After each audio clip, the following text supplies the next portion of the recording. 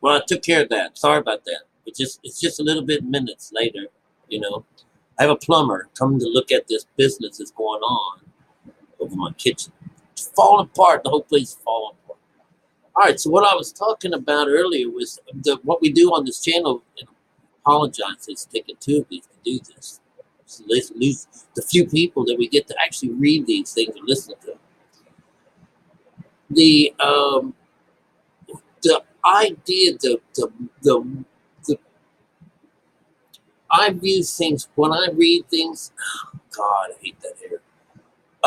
When I read things and hear things and stuff like that, I have a picture in my mind as I'm reading. I'm watching it in my imagination at the same time. And the pictures that show up when you read the Bible are not always that great, you know. And even though you and I are privileged to some of the insides of the Bible, the spiritual side, that's not all that great neither, you know. But it's when you read it, you oh my God, did you know that we were all under a plague? You know that we were put into some kind of slumber, like in some kind of trance of some kind. We can't see as well, can't hear as well, and you know everything is out to deceive us, and we live in fear and stuff. Did you know that? Well, this is the whole idea of the outside of what they call the letter of the Bible, the letter, what we see, what's written out, right? And what we have found is that it's so much better that there's a spiritual side to this, because oh my God, the spiritual side saves us, and they said the letter kills.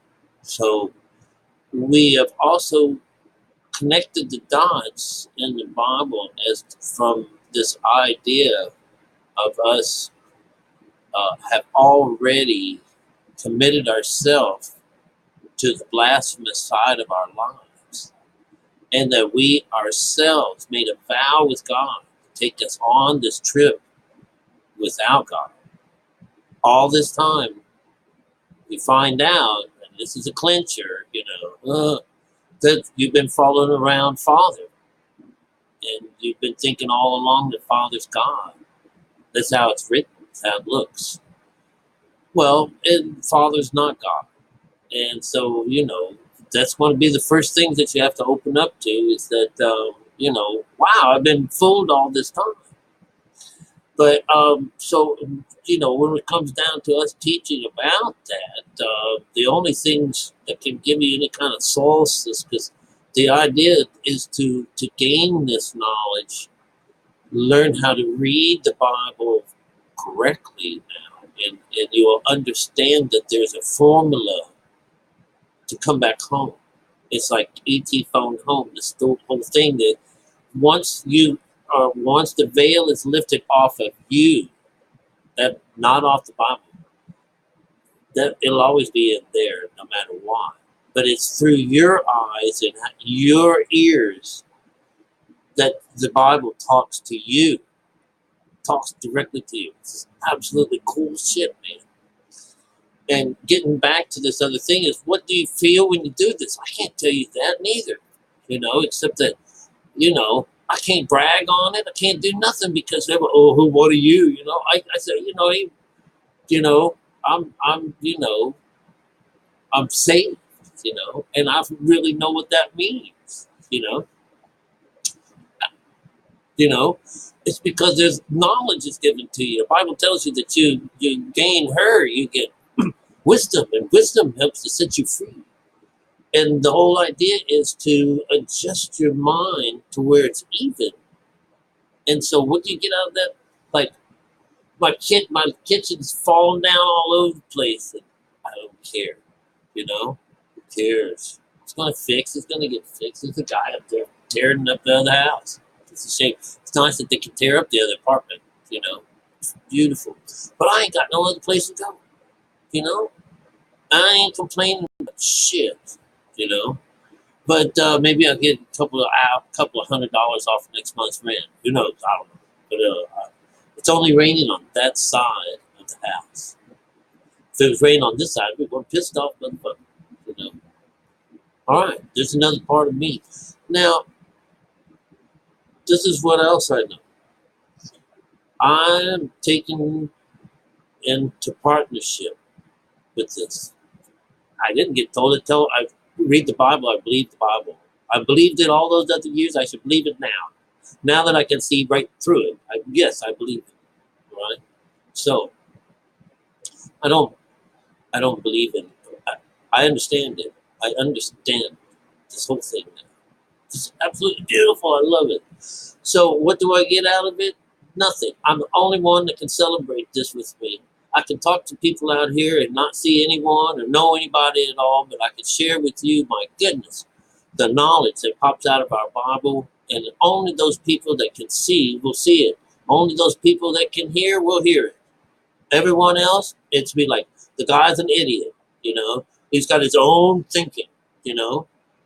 Then when you look at it and you can only see one message constantly being repeated in this, and that's to come back home.